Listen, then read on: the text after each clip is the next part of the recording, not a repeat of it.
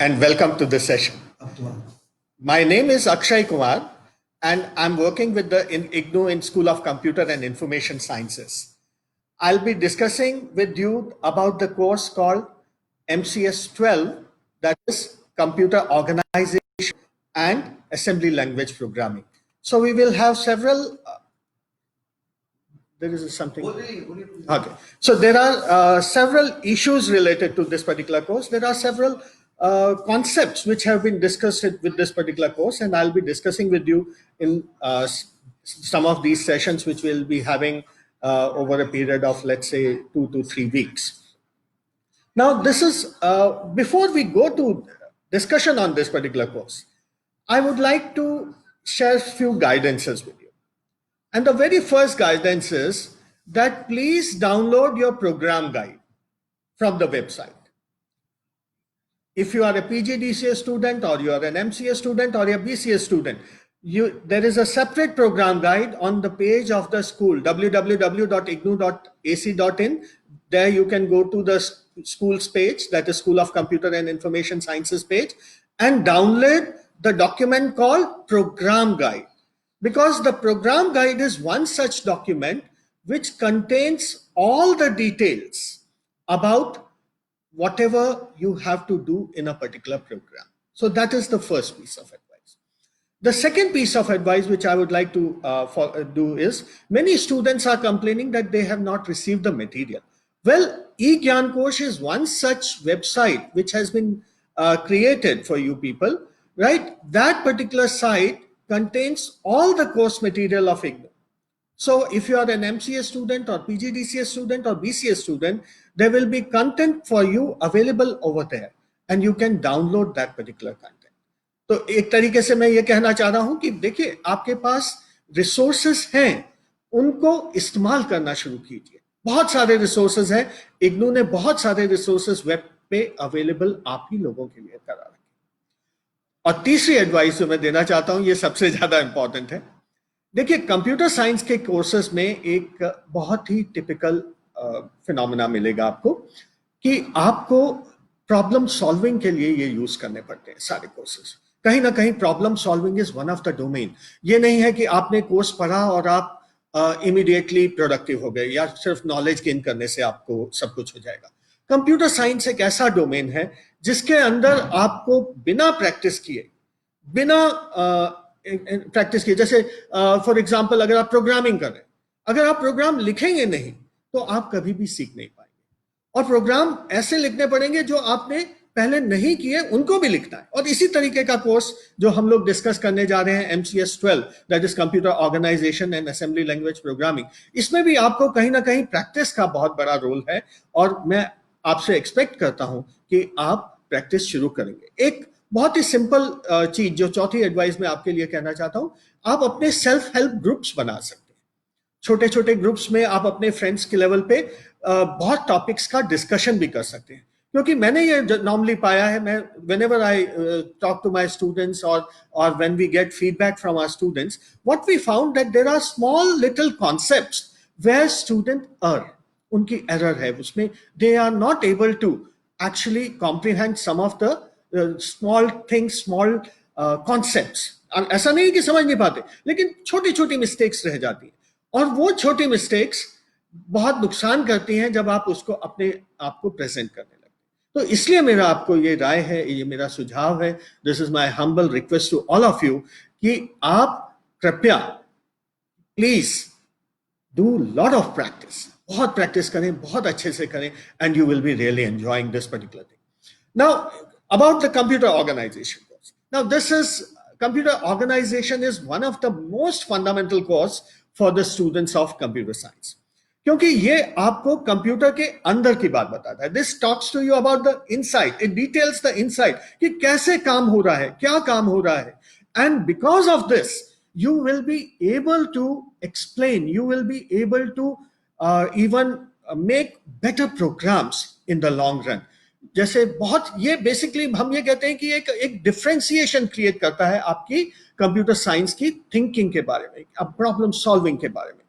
इसीलिए इस कोर्स की बहुत अहमियत है, बहुत इंपॉर्टेंस है in your computer science situations. So let's look. I'll be presenting this slideshow along with me. और ये स्लाइड शो हमने वेब पे भी अपलोड किया हुआ है, सो आप लोग इसको रेफर कर सकते हैं.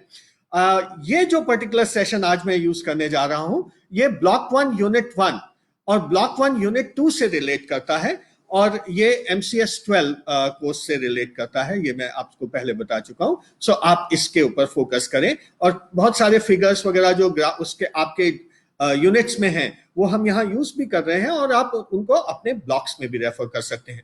लेकिन एक रिक्वेस्ट है, इस सेशन के बाद अपने कंटेंट को पढ़ें, जरूर पढ़ें, और उसमें चेक योर प्रोग्रेस की प्रॉब्लम सॉल्व करें. आपकी असाइनमेंट्स भी ऑनलाइन अवेलेबल है. असाइनमेंट में से कुछ क्वेश्चंस होंगे जो आप इस पर्टिकुलर सेशन के बेसिस पे, शायद इस सेशन के बेसिस पे ना कर पाए, लेकिन थोड़ा और पढ़ के आप उसको सॉल्व कर पाए. तो इस तरीके से अपनी एक्टिविटी जरूर शुरू करें, otherwise you will be facing lots of problems. Well, the very first thing which we want to discuss about this particular course, actually organization and architecture are very, very close things. Architecture, जैसे हम कहते हैं किसी भी architecture, अगर हम घर की बात कर रहे हैं तो घर में कैसे कमरे हैं, कहाँ किचन होगा, इस तरीके से हम बात करते हैं घरों में. और कंप्यूटर में हम क्या बात करेंगे कि कंप्यूटर के कंपोनेंट्स क्या है, कंप्यूटर का इंस्ट्रक्शन सेट क्या है, कंप्यूटर में एड्रेसिंग मोड्स कैसे हैं, डेटा टाइप्स कैसे हैं. तो ये चीजें आर्किटेक्चर में हम लोग डिस्कस करते हैं, और ये इंप्लीमेंट कैसे हो रही है ये हम ऑर्गेनाइजेशन में डिफरेंट एक्सप्लेन करते हैं, और ऑर्गेनाइजेशन में हम कवर करते हैं. तो ये कोर्स थोड़ा सा और डीप जाएगा, अभी हम लोग उस डेप्थ को भी समझेंगे. लेकिन सबसे पहली चीज आती है दैट क्या बेसिक आर्किटेक्चर है कंप्यूटर सिस्टम की, हम कैसे कंप्यूटर को डिफाइन कर सकते हैं. तो उसके लिए मैं आपको, ये आपका फिगर 1 आप ही के ब्लॉक से लिया गया है. रेफरेंस इसका अगर आपने स्लाइड डाउनलोड किया है तो है, उसमें दिया हुआ है. ये पेज नंबर 8 पे अवेलेबल है, ये पर्टिकुलर फिगर आपके ब्लॉक 1 में. तो बेसिकली अगर हम अपने कंप्यूटर को देखते हैं तो क्या हमें दिखता है, एक कहीं ना कहीं कीबोर्ड हमको दिखता है, राइट. एक स्क्रीन हम लोग देखते हैं, और एक बॉक्स है जिसके अंदर कुछ एक्टिविटीज चल रही हैं. And most of the people are going to tell us that this contains the central processing unit of the computer. And the keyboard is primarily an input-output device, and once again screen is also an input-output device. लेकिन computer में एक और बहुत important component है. There is a very important component in a computer system, and that is called main memory. Now, ये main memory computer में कहाँ से आ गई और इसकी अहमियत क्या है? What is the significance of main memory? Well, सबसे पहले इस सिचुएशन में जाने से पहले एक थोड़ी सी फिलोसॉफिकल एंगल से हमें सोचना होगा कि आफ्टर ऑल जो हमारा सीपीयू है, सीपीयू में आप लोगों ने कहीं बहुत जगह पढ़ा होगा कि CPU is a microprocessor and it is very very fast. It can execute thousands of instructions in a unit time. Now, if it can execute thousands of instructions in a unit time, can we input that much data in a unit time using our keyboard? Probably not. We'll fail to do that, right? So there is a gap. Can we supply that many instructions to the computer? Probably not. So what we need is a device which is closer to the speed of computer. May not be as fast as computer's CPU is, but closer to the speed of the computer. And that comes with the help of, this is what we have, is the main memory, right? So this is what von Neumann perceived somewhere in 1970s or 1960s, where he perceived this particular architecture, that computer should have 3 basic components, right? And these 3 basic components happen to be an input-output system, the main memory, and the central processing unit. अब ये 3 basic component तो ठीक है, लेकिन कहीं ना कहीं इनके बीच में कम्युनिकेशन भी बहुत जरूरी है. बिना कम्युनिकेशन के तो बात नहीं बनेगी यहाँ पे. क्यों? क्योंकि central processing unit, if central processing unit has to operate on data, it has to get it from somewhere, right? And what we said, it is the main memory, right? So the main memory will be utilized for the purpose of storing programs. अब एक और चीज को पे हम ध्यान देते हैं और फिर इस डिस्कशन पे दोबारा आएंगे कि कंप्यूटर का बेसिक काम क्या है. हर कंप्यूटर का बेसिक काम है एग्जीक्यूशन ऑफ इंस्ट्रक्शंस. सीधी सी बात, बहुत ही छोटा काम है, execution of programs, let's call it execution of programs. और प्रोग्राम क्या है? Program is a sequence of instruction, right? तो कहीं ना कहीं इस सीक्वेंस ऑफ इंस्ट्रक्शन को हमको कहीं ना कहीं स्टोर करना पड़ेगा, क्योंकि कीबोर्ड तो बहुत स्लो है, तो कहीं ना कहीं हम स्टोर करेंगे उसे, राइट? अब आप अपने हार्ड डिस्क पे भी स्टोर कर सकते हैं, कहते हैं हम हार्ड डिस्क पे स्टोर कर लेंगे, लेकिन हार्ड डिस्क भी बहुत स्लो है। So what you require is even a faster device, and that is what is your main memory. And the main memory is also called random access memory. क्यों उसको random access memory कहते हैं, इसको थोड़ा बाद में discuss करेंगे। For the time being let's move on with this particular discussion. तो कहीं ना कहीं मेन मेमोरी में हमारा क्या स्टोर होना चाहिए? प्रोग्राम, पूरा का पूरा प्रोग्राम, तभी वो एग्जीक्यूट हो पाएगा। अच्छा, अब प्रोग्राम तो हमने मेन मेमोरी में स्टोर कर लिया, लेकिन क्या डेटा को भी हम मेन मेमोरी में स्टोर कर सकते हैं? तो फॉन नॉयमैन ने ये कॉन्सेप्ट दिया जिसमें उन्होंने कहा कि पहले तो 3 बेसिक कंपोनेंट होने चाहिए कंप्यूटर के, the input output system, the main memory, और तीसरा सेंट्रल प्रोसेसिंग यूनिट। और उसके अलावा कहीं ना कहीं इंटरकनेक्शन स्ट्रक्चर, उनके बीच में इंटरकनेक्शन होना चाहिए। और चौथी बात उन्होंने बोली कि main memory will be utilized for storing programs as well as data. कभी कभी आप इनपुट देते हैं कीबोर्ड से, बट प्रोग्राम आपकी वेट करता है, तब आप एक स्पेशली डिजाइन करते हैं। But most of the data which is associated with the program, if it is in the main memory, then only execution of the whole thing is going to proceed very smoothly. तो basically same main memory, क्या fawn नॉयमैन ने कहा, it is called stored program concept, कि same main memory will be utilized for storing program as well as, that is program is instructions as well as data. Okay, so this is what with which we proceed. अब बात आती है central processing unit. तो अब programme तो हमारा आ गया main memory में, ओके, और सेंट्रल प्रोसेसिंग यूनिट उसको फेच भी कर सकता है, बट उसको हम प्रोग्राम को एग्जीक्यूट कैसे करेंगे? उस प्रोग्राम का कैसे स्टेप बाय स्टेप एग्जीक्यूशन होगा? कहीं ना कहीं इस चीज की जरूरत भी है, राइट? तो अगर हमको ये प्रोग्राम का स्टेप बाय स्टेप एग्जीक्यूशन करना है, तो हमारे को सीपीयू में कुछ ना कुछ यूनिट्स की जरूरत है, राइट? अच्छा, अब यहां पे बात आती है कि ओके, तो फॉन नॉयमैन ने बोला, देखिए वॉन नॉयमैन लिखते हैं हम, लेकिन उसका प्रोनाउंसिएशन फॉन नॉयमैन ही है, राइट? इसीलिए मैं बार बार फॉन नॉयमैन बोल रहा हूं, राइट? सो कहीं ना कहीं ऑपरेशनल रजिस्टर्स की जरूरत पड़ेगी, जो कि इंटरनल स्टोरेज है किसके? सीपीयू के, और बहुत फास्ट है। जितनी स्पीड प्रोसेसर की होती है, बेसिकली वो इंटरनल स्टोरेज रजिस्टर की वजह से ही होती है। और इनका साइज नॉर्मली डिटरमिन करता है कि किस तरीके की यूनिट्स हमारी हैं। तो अरिथमेटिक लॉजिक यूनिट जैसे हमारी है, वो रजिस्टर के ऊपर ही ऑपरेट करती है मोस्ट ऑफ द टाइम। और उसके अलावा हमारे पास एक कंट्रोल यूनिट होती है, जो कि सारा का सारा इफेक्ट, मतलब सारा का सारा कंट्रोल, जो कि किस यूनिट को, किस पर्टिकुलर इंस्ट्रक्शन को एग्जीक्यूट करना है, कैसे एग्जीक्यूट करना है, इस चीजों को बताती है। अब ये बात बहुत ही सरफेशियल हो गई, इसके ऊपर कुछ बेसिक डिस्कशन भी करना चाहिए। तो फॉन नॉयमैन ने उस यूनिट को, जो हमारी सेंट्रल प्रोसेसिंग यूनिट है, उसको और डिटेल में एक्सप्लेन किया।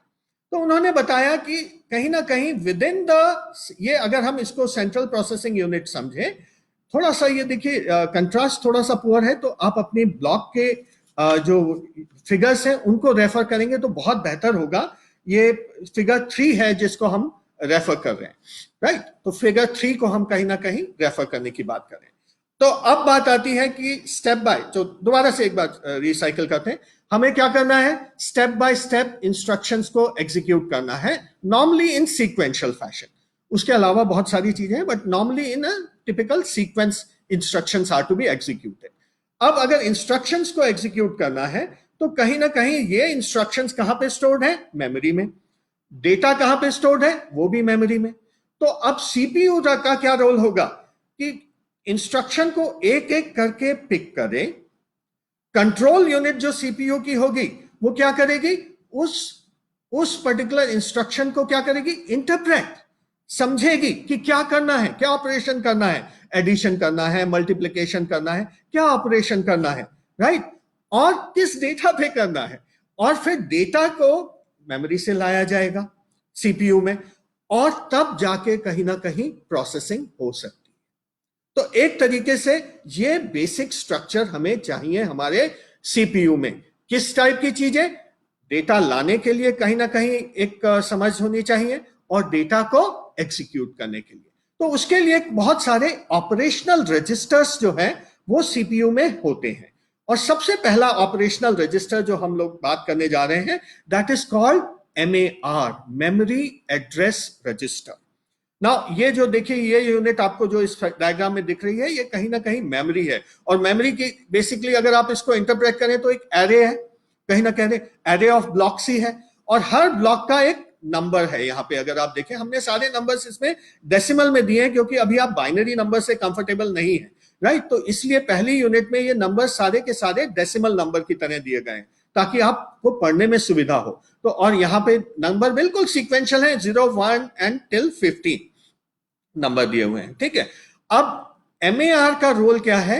MAR का रोल है, ये एक्चुअली ये जो नंबर है ये क्या है? उस मेमोरी लोकेशन का एड्रेस, जैसे हमारे घरों के नंबर।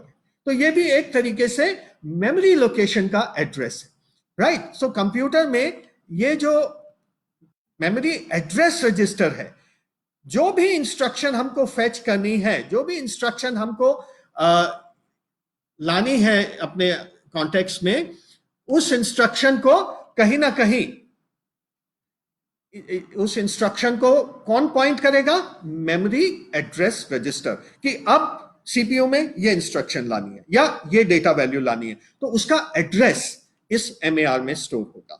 दूसरी चीज हम लोगों को जो करनी है वो है, इसमें डेटा है, वो है मेमोरी बफर रजिस्टर। अब मेमोरी बफर रजिस्टर या कुछ लोग इसे डेटा रजिस्टर भी बोलते हैं। तो मेमोरी बफर रजिस्टर का रोल क्या है? कोई भी वैल्यू अगर आ रही है, राइट, कोई भी वैल्यू सिस्टम में आती है तो वो कहां जाएगी? वो मेमोरी बफर रजिस्टर से में आके पहले मेमोरी बफर रजिस्टर में आएगी और उसके बाद कहीं भी ट्रांसमिट होना है या कहीं भी उसको भेजना है या किसी भी पर्पस के लिए यूज करना है, कर सकते हैं, है ना।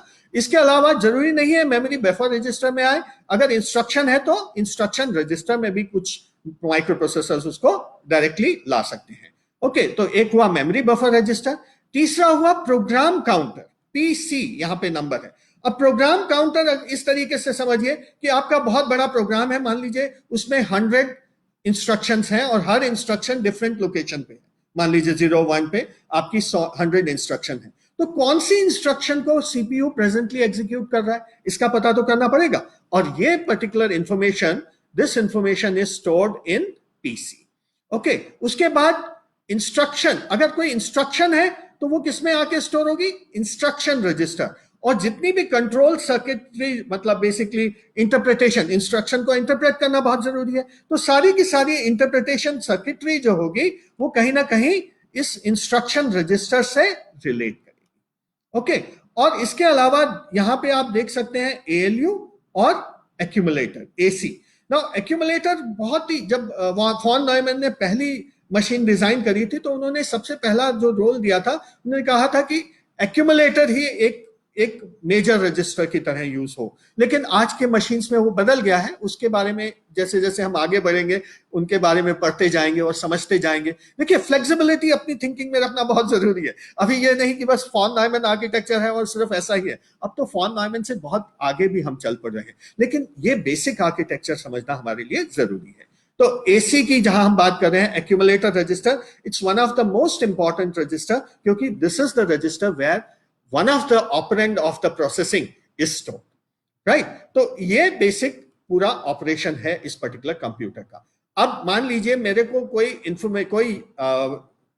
मान लीजिए यहां पे जैसे आपको एग्जांपल दिया है, इस एग्जांपल में अगर मेमोरी एड्रेस रजिस्टर में लोकेशन 10 का एड्रेस स्टोर किया और इसको मेरे को फेच करना है, तो एक फेच, मतलब कंट्रोल यूनिट ये इंस्ट्रक्शन इशू करेगी कि फेच दिस डेटा, और जब हम डेटा फेच करेंगे तो यहां डॉटेड लाइन से ये शो किया है कि वो मेमोरी बफर रजिस्टर में आके स्टोर हो जाएगा, क्योंकि ये सिर्फ डेटा वैल्यू है।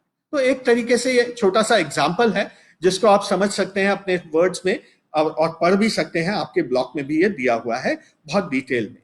अब लेकिन इंस्ट्रक्शन एग्जीक्यूशन कैसे होगा? वेल, वंस अगेन हम लोग आपको आप ही के ब्लॉक पे ले जा रहे हैं। इंस्ट्रक्शन एग्जीक्यूशन एक बहुत ही इंटरेस्टिंग डोमेन है और कहीं ना कहीं आपको इसके लिए थोड़ी सी जानकारी, जो हम लोग इस कोर्स का पार्ट है असेंबली लैंग्वेज प्रोग्रामिंग, राइट, वो भी समझनी पड़ेगी, और कहीं ना कहीं आपको हायर लेवल लैंग्वेज प्रोग्रामिंग भी आपको आनी चाहिए। हायर लेवल प्रोग्रामिंग लैंग्वेज में हम बहुत बार इस टाइप के इंस्ट्रक्शन ले लेते हैं, जैसे सी प्रोग्राम में आप लिखना चाहें C is equal to A plus B, लेकिन हम जब सी प्रोग्राम को यूज करते हैं या सी प्रोग्राम को अगर हम एग्जीक्यूट करना चाहते हैं तो सबसे पहले उसे कंपाइल करते हैं, और कंपाइलेशन में क्या होता है कि सी का प्रोग्राम अपने जो बेसिक कोड है it gets converted into object code और द मशीन लैंग्वेज को, ठीक है।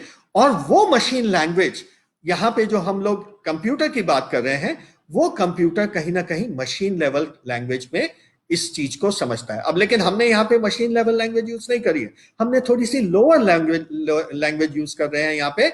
और अगर आप इंस्ट्रक्शन देखें तो क्या है, एक पहली इंस्ट्रक्शन है लोड ए।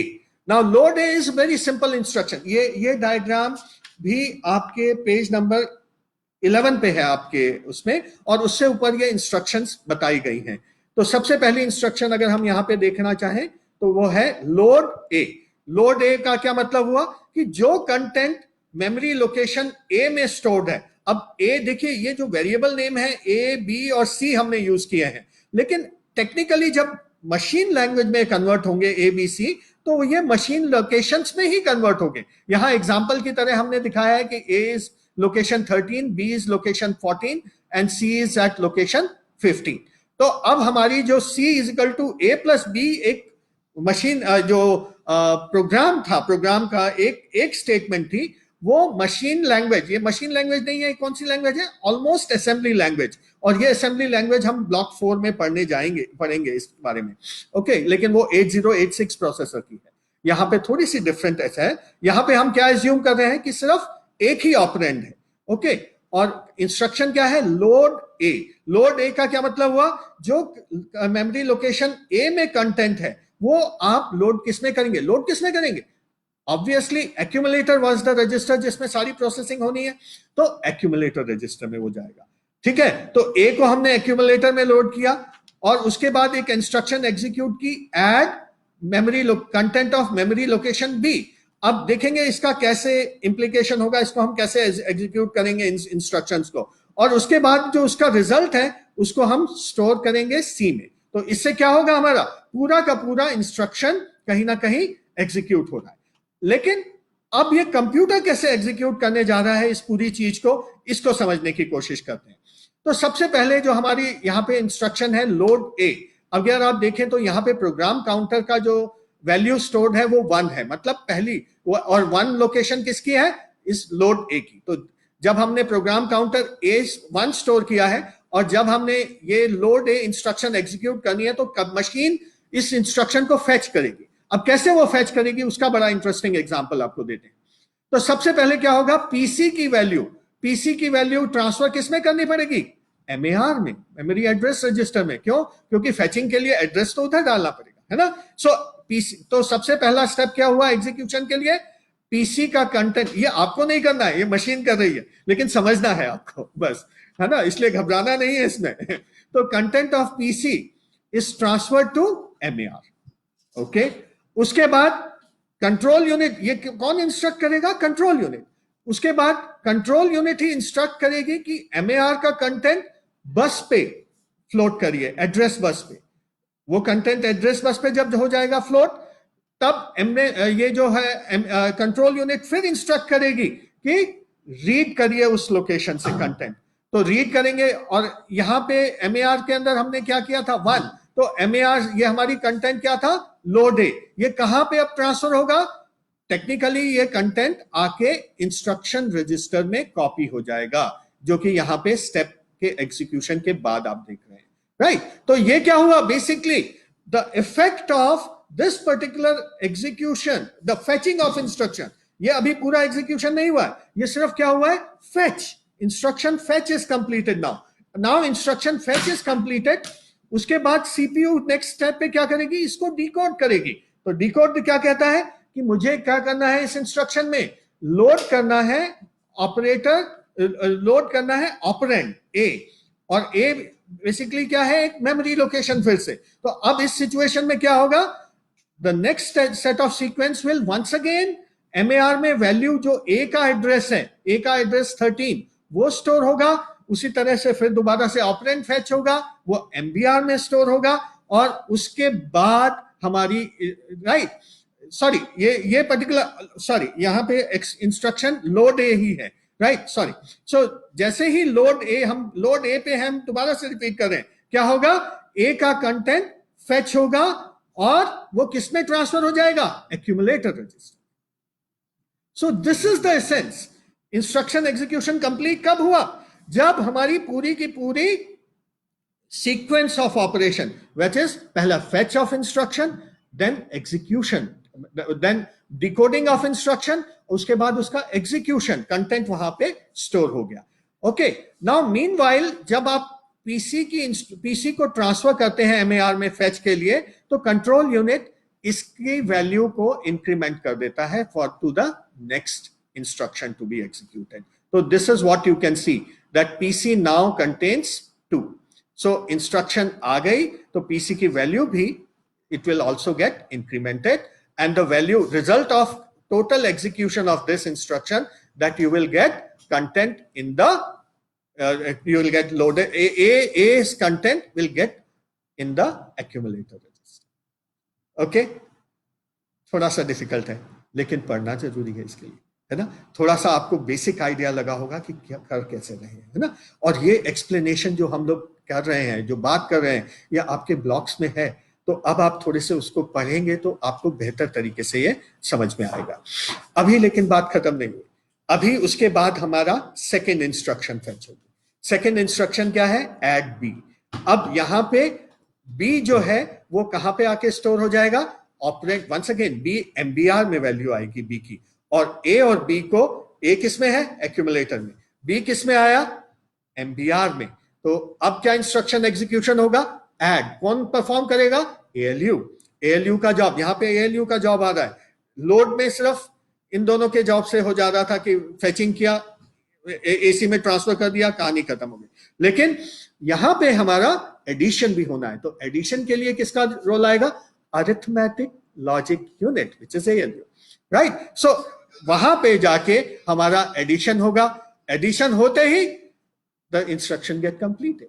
तो यहां पे ये पर्टिकुलर एग्जांपल जो हम दिखा रहे हैं आपको, इसमें दो ऑपरेंड थे 5, पहले 5 विल गेट लोडेड इन किस में रजिस्टर होगा, एसी में, 2 किस में आएगा, एमबीआर में, और दोनों का क्या होगा, एडिशन। और एडिशन होने से क्या होगा, we will get a result. What result we will get after execution, store instruction जो है वो क्या करेगी, ये पर्टिकुलर जो हमारा एडिशन एएलयू के एसी रजिस्टर में ही आएगा रिजल्ट, उस रिजल्ट को स्टोर इंस्ट्रक्शन ट्रांसफर कर देगी लोकेशन सी में। क्यों, क्योंकि हमारा कमांड क्या है वहां पे, स्टोर सी। अब ये टिपिकल ऑपरेशन है एक फॉन न्यूमैन आर्किटेक्चर मशीन का। थोड़ा सा डिफिकल्ट, थोड़ा सा इजी। अब इसके, अब ये हो सकता है कि इसकी जरूरत क्या है, the kind of confidence you get after learning this particular course will be so good that you will be able to continue with other courses with ease. C programming में आप बहुत सारे फीचर्स देखेंगे, जैसे बिट लेवल प्रोग्रामिंग, और C programming में कई बार आपको असेंबली कोड से भी इंटरफेस करना पड़ता है। ये सारे के सारे आप कर पाएंगे अगर आप इस पर्टिकुलर कोर्स के अंदर इस तरीके से पढ़ने की कोशिश करें। तो ये तो एक बात हुई फॉन न्यूमैन आर्किटेक्चर की। लेकिन फॉन न्यूमैन आर्किटेक्चर कोई एक आर्किटेक्चर नहीं है, इसके अलावा भी बहुत सारी आर्किटेक्चर्स आज की डेट में अवेलेबल हैं, राइट। और बहुत सारे कॉन्सेप्ट हैं। फॉन न्यूमैन आर्किटेक्चर तो कहती है कि मेरी मेमोरी में सब कुछ होना चाहिए, लेकिन आजकल कॉन्सेप्ट है वर्चुअल मेमोरी का, राइट।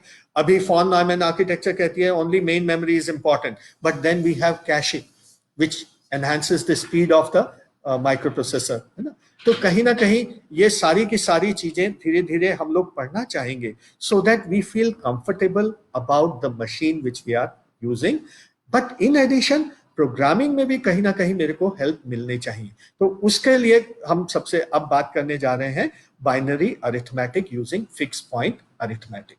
नाउ इसकी इंपॉर्टेंस मैं आपको एक छोटा सा एग्जाम्पल पहले दे दूं, उसके बाद हम बात करते हैं। कंप्यूटर में सबसे बड़ी एक इशू कभी कभी आप देखेंगे बहुत हम लोग रियलाइज ही नहीं करते हैं, लेकिन वो होती है। और वो कैसे होती है? कंप्यूटर में जब हम नंबर्स यूज करते हैं, मान लीजिए आप इंटीजर्स यूज कर रहे हैं कंप्यूटर में, और अगर आप लोग फिबोनाची सीरीज या फैक्टोरियल प्रॉब्लम्स समझते हो, फैक्टोरियल्स जैसे हम कैलकुलेट करते हैं, तो हम लोगों के लिए बहुत बड़े नंबर्स, छोटे से बहुत बड़ा नंबर अगर हम यूज करेंगे हमें कोई फर्क नहीं पड़ता। अगर हम 10 डिजिट का नंबर यूज कर रहे हैं कोई बात नहीं, 100 डिजिट का नंबर यूज कर रहे हैं तब भी हम कर सकते हैं। थोड़ा मेहनत लगेगी, थोड़ा सा गलती हो सकती है, बट हम लोग उसको समझ सकते हैं। लेकिन कंप्यूटर की प्रॉब्लम क्या है कि कंप्यूटर में सब कुछ एक डिफाइंड, जैसे कि हमने अभी पिछले फॉन न्यूमैन आर्किटेक्चर में बताया, सब कुछ फिक्स्ड है। मेमोरी की लेंथ फिक्स्ड है, ओके, मेमोरी का साइज फिक्स्ड है, 16 बिट के साइज हो सकता है ना। तो कहीं ना कहीं चीजें कंट्रोल्ड है, कहीं ना कहीं एक लिमिट है हर चीज में, ओके। और ये लिमिट इंटीजर्स में काफी हद तक पाई जाती है। फिक्स पॉइंट अरिथमेटिक इंटीजर से ही नॉर्मली रिलेट करती है। तो होता क्या है कि जब वो लिमिट एक्सीड कर जाती तो हमारे प्रोग्राम का जब एग्जीक्यूशन हम करने लगते हैं तो suddenly wrong results, incorrect results आने लगते हैं, and then we are surprised what exactly is going on. अगर आप इंटीजर सी, जैसे मैं आपको बता रहा था फैक्टोरियल, आप फैक्टोरियल प्रॉब्लम कहीं ना कहीं सी में एग्जीक्यूट करेंगे, उस प्रॉब्लम में आप कोशिश कीजिएगा कि फैक्टोरियल ऑफ 13 और इंटीजर रखिएगा, डेटा टाइप इंटीजर रखेगा सबका, और फैक्टोरियल 13 के ऊपर जैसे ही आप फैक्टोरियल 14 निकालने की कोशिश करेंगे आपके वैल्यूज नेगेटिव आने शुरू हो जाएंगे। फैक्टोरियल की वैल्यू कभी नेगेटिव हो ही नहीं सकती अगर आपने इंटीजर वैल्यू स्टोर करी। अगर आपने फ्लोटिंग पॉइंट यूज किया तो डिफरेंट होगा। फ्लोटिंग पॉइंट क्या होता है ये भी हम एक नेक्स्ट सेशन में शायद डिस्कस करें, बट अभी हम फिक्स पॉइंट में, तो कहीं ना कहीं इंटीजर की वैल्यू एक पर्टिकुलर लिमिट से ऊपर निकल जाएगी और तब आपके रिजल्ट्स इनकरेक्ट शो होने शुरू। और इन चीजों का ध्यान कंप्यूटर में बहुत रखना पड़ता है, राइट, कि कंप्यूटर में हर चीज की लिमिट है, इवन फ्लोटिंग पॉइंट नंबर की भी लिमिट है। ये नहीं है कि आप इनफाइनाइटली लॉन्ग नंबर्स को स्टोर कर पाए। तो कहीं ना कहीं ये समझ बहुत जरूरी है और ये हमारे को इसी कंप्यूटर ऑर्गेनाइजेशन के कोर्स से ही मिलने वाली है। तो let's talk about binary arithmetic using fix point arithmetic. Well, तो अब हम बात कर रहे हैं फिक्स पॉइंट नंबर्स के लिए, ठीक है। तो मोस्ट कॉमन रिप्रेजेंटेशन हमारा क्या है? टूस कॉम्प्लीमेंट नोटेशन, ओके।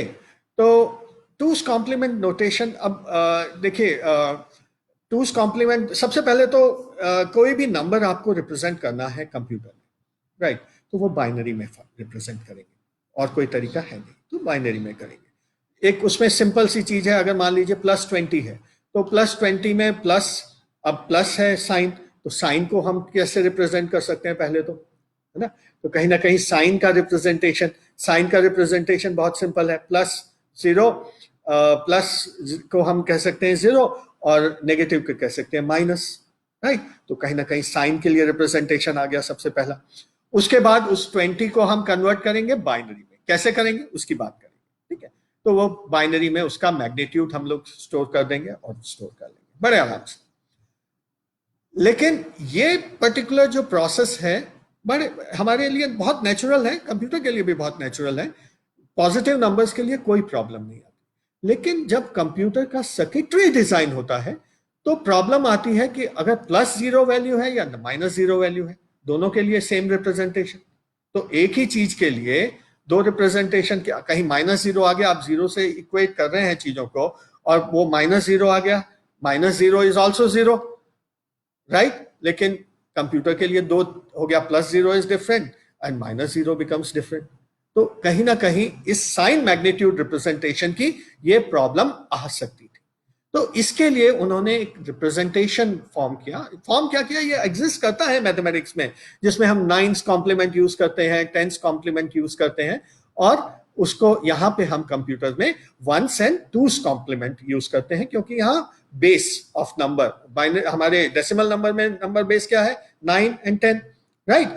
यहां पे हमारा बेस क्या है? यहां पे हमारा जो है दैट इज 1's कॉम्प्लीमेंट और 2's कॉम्प्लीमेंट, ठीक है।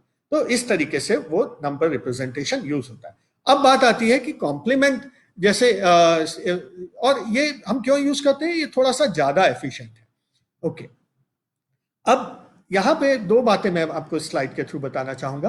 Positive integer have its sign bit as 0, वो तो हमने बात कर दी। Negative has two's complement. Negative numbers are represented in two's complement notation. अच्छा, अब टूज कॉम्प्लीमेंट में करने से पहले एक छोटी सी बात करते हैं, व्हाट इज अ कॉम्प्लीमेंट। तो इंग्लिश मीनिंग देखते हैं उसका, balance to make a group complete. बहुत ही सिंपल है कि बैलेंस फॉर्म में स्टोर किया नंबर। जैसे अगर हम कहें कि ग्लास, ठीक है, अगर ग्लास या तो आधा खाली है या आधा भरा हुआ है, तो दोनों एक ही बात को रिप्रेजेंट कर रहे हैं, ठीक है ना। तो यहां पे वो कॉम्प्लीमेंट उसके कंप्लीट करने के लिए क्या चाहिए, उस वैल्यू को रिप्रेजेंट, ठीक है। और कहीं ना कहीं कॉम्प्लीमेंट का मतलब क्या हुआ, अगर बाइनरी में हम बात कर रहे हैं, वंस कॉम्प्लीमेंट की बात हो रही है यहां पे भी, पहले वंस कॉम्प्लीमेंट कहेंगे फिर टूस पे आ जाएंगे। तो वंस कॉम्प्लीमेंट में क्या हुआ, अगर 0 वैल्यू है तो उसकी कॉम्प्लीमेंट वैल्यू होगी 1, और 1 वैल्यू है तो उसकी कॉम्प्लीमेंट वैल्यू होगी 0, क्योंकि इन दोनों का जो एक दूसरे को ये कॉम्प्लीमेंट्री है, दोनों मिला के 1 बन जाते हैं, ठीक है, 0 1 0 1। तो कहीं ना कहीं यहां पे मैं आपको अब इस पर्टिकुलर सिचुएशन में लेके आ रहा हूं, जहां पे हम यूज कर रहे हैं 8 बिट रिप्रेजेंटेशन ऑफ नंबर्स। अच्छा, 8 बिट रिप्रेजेंटेशन ऑफ नंबर्स की जहां हम बात कर रहे हैं, ओके, यहां 8 बिट रिप्रेजेंटेशन में पहला बिट कौन सा होगा, साइन बिट, राइट। तो ये या तो 0 होगा या 1 होगा, और ये जो है नंबर्स ये आएंगे थ्रू प्लेस वैल्यूज। तो प्लेस वैल्यू जैसे 10 के होती है प्लेस वैल्यू, वैसे ये भी है 10 to the power 0, 10 to the power 1, यहां पे होगी 2 to the power 0, 2 to the power 1, 2 to the power 2, 2 to the power 3, 4 5 6 7, 6, I think 6 up to 6, 7 की जरूरत नहीं है because 7th is the this is the sign bit, so we don't need it. So now if you see 2 to the power 6 is 64. So what is the highest number which we can represent in this case? यहां पे अगर हम 0 है तो इसको plus मान के चल रहे हैं, प्लस एंड ऑल वंस, अगर हम इनका सबका सम कर दें तो this will be 127. Okay, so this is what is the total maximum value which can be represented in this particular format, 8 bit number में plus 127, and similarly अगर माइनस में कहें तो माइनस ऑल वंस, ये साइन मैग्नीट्यूड अगर लेके चले that will become minus 127, right? तो ये एक बेसिक रिप्रेजेंटेशन हो सकता है। ओके, अब मान लीजिए हमें नंबर को, डेसिमल नंबर को कन्वर्ट करना है, प्लस 37 को कन्वर्ट करना है अपने इक्विवेलेंट बाइनरी नंबर। एक बहुत सिंपल प्रोसेस आपके ब्लॉक में मेंशन है, डिवीजन करिए और जो भी रिमाइंडर आए उससे आप वैल्यू को स्टोर करते रहिए। लेकिन यहां पे over here we have just telling you a slightly different procedure. This is also mentioned in your block, and this is, suppose we have plus 37. Okay, sorry, there was a mosquito. Okay, so the plus 37, it goes like, किसके बीच में है ना plus 37, between 32 and 64, right? So at 32 when we put 1, okay, so what is the remainder to be represented? Only 5. 32 तो यहां पे represent हो गया और रिमाइंडर इज 5, तो 5 अब हम कहां पे हो सकता है, 4, between 4 and 8, तो 4 पे हमने 1 स्टोर कर दिया, तो कितना हो गया, 32 to plus 4 36. What is the remainder? 1. So 1 is here. So what we get, this is, the number becomes 0 0 1 0 0 1 0 1. Now this is a very simple representation of sign magnitude representation. Two's complement में represent करने के लिए भी plus number तो ऐसे ही represent होंगे, positive numbers चाहे वंस कॉम्प्लीमेंट हो चाहे टूस कॉम्प्लीमेंट हो ऐसे ही रिप्रेजेंट होंगे। It is only the negative numbers जिनके केस में ये रिप्रेजेंटेशन चेंज होगा आपका, ठीक है। अब नेगेटिव नंबर अगर होता है यहां पे हमारा सिर्फ माइनस 37 होता तो उस हिसाब से 1 एंड यहां पे 1 1 1 1 होता तो वो नेगेटिव 37 हो जाता। लेकिन हम किस में रिप्रेजेंट कर रहे हैं, माइनस कॉम्प्लीमेंट में। तो कॉम्प्लीमेंट का बहुत ही सिंपल प्रोसेस है, इवन सारे के सारे बिट्स को हम कॉम्प्लीमेंट करते हैं वंस कॉम्प्लीमेंट के लिए, इंक्लूडिंग द साइन बिट, क्योंकि नेगेटिव नंबर चाहिए, राइट। तो 1 का 0, 0 का 1, you can see that change is there, okay, everywhere that number has changed. So this becomes the one's complement of 37 which is minus 37. और minus 37 का 2's complement अगर क्या करना है, बस इसमें जीरो में एक और ऐड कर दीजिए, right. The moment you add 1 to it, that becomes the 2's complement. तो 0 plus 1 becomes 1.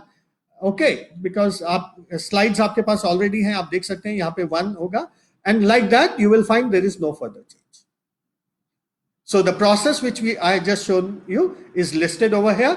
यहाँ पे लिखी हुई है, आप उसको you can go through this particular process and can do this particular thing again at your own convenience. Now another example is also there for this one's complement.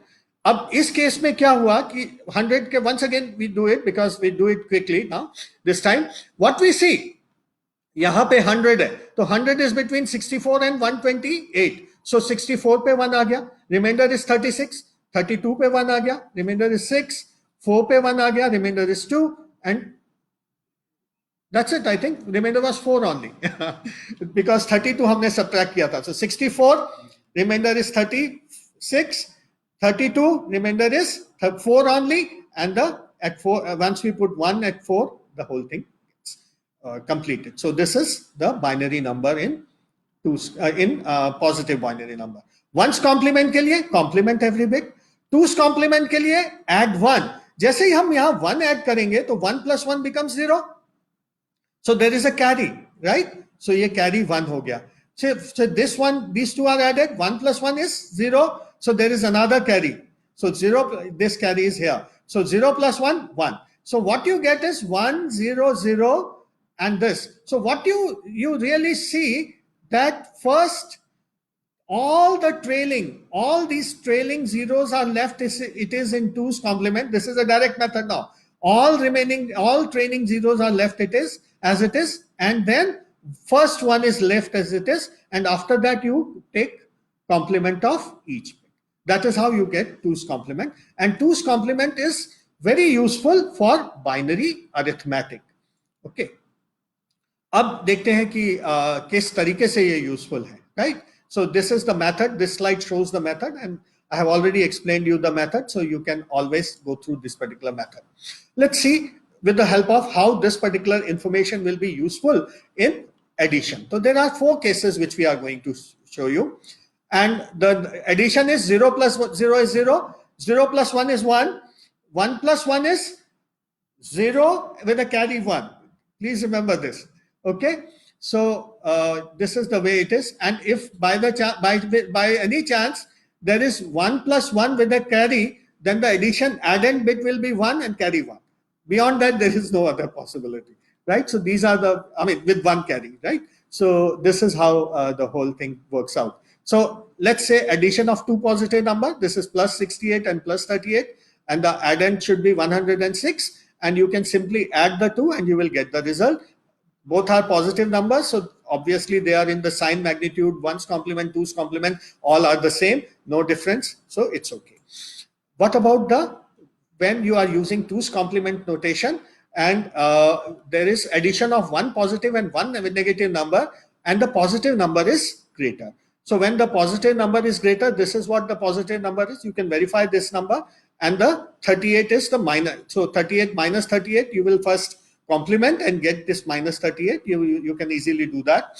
You try this and you will get this information only, and start adding. Till this point, 0, 0, there is no problem. When you add the last one with this one, what will you get? 1 plus 1, added bit is 0, and carry bit is 1. That is added over here once again, 0 plus 1 plus 1. So that becomes 0, and there is a carry out which is shown in red. I think you have the slide, so you can refer to. So this 1 bit is then. So what is there? The carry into the sign bit, that was 1, and carry out of the sign bit, that is also 1. So whenever carry into the sign bit equals to carry out of the sign bit, there is no problem, no overflow, nothing, right? Your limit has not exceeded. So this particular number you can check is plus 30, which is the correct sum. What about when one number is negative and the bigger number is negative and another is the smaller number is positive?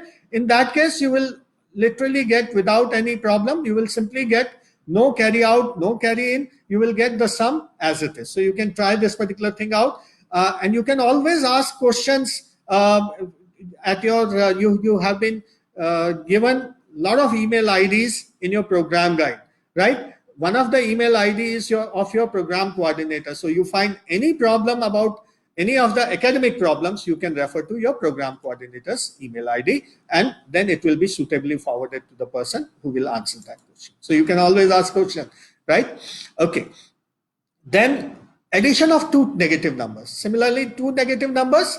Now in this particular case also, what you will get, look into all other bit addition is fine. But when we do bit addition in the sign bit, so what there will be, when you will find there will be somewhere, there will be a carry into the sign bit. In this particular case, somewhere that particular process gets started here. 1 plus 1 is 0. There is a carry. So 1 plus 1 is plus carry 1, so this becomes 1, and there is a carry 1. 1 plus 1 becomes 0, carry 1. So once again, this is 1, so 1 plus 1 becomes 0, carry 1. So there is a carry into the sign bit, carry 1 into the sign bit. 1 plus 1 plus 1, the addend bit is 1 and carry out is 1. So there is a carry into the sign bit, there is a carry out of the sign bit, right? Once again, in the case when the negative one number was smaller, and when both the negative numbers are there, they will be carry into the sign bit and they will be carry out of the sign bit. In both the cases, there is no overflow condition. Overflow condition is when your number exceeds the limit, and the limit, which in this particular case was plus 127, and on the negative side minus 127 or minus 128, that we will see. Okay, but that is the limit. Now this is the condition of overflow, what you can see. So now when we see plus 68 and plus 60, so when we add them, what are the results we are getting because of this? There is carry into the sign bit, but there is no carry out of the sign bit. So what the number you have got? 1, all zeros. Now what is that? If I take 2's complement of this number, this is plus 127, minus 127, which cannot be the result. In any case, your result is wrong because the sign bit is 1, and adding 2 positive number cannot give you negative number, and this is what is the condition of overflow. And this is what happens in your factorial, may happen in your factorial problem. You might encounter this particular thing, and you got to explain your program's behavior at that point of time.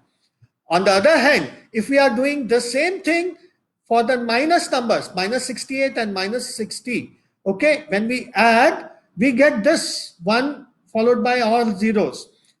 Fortunately, in this particular case, there is no sign bit. I mean, no, there will be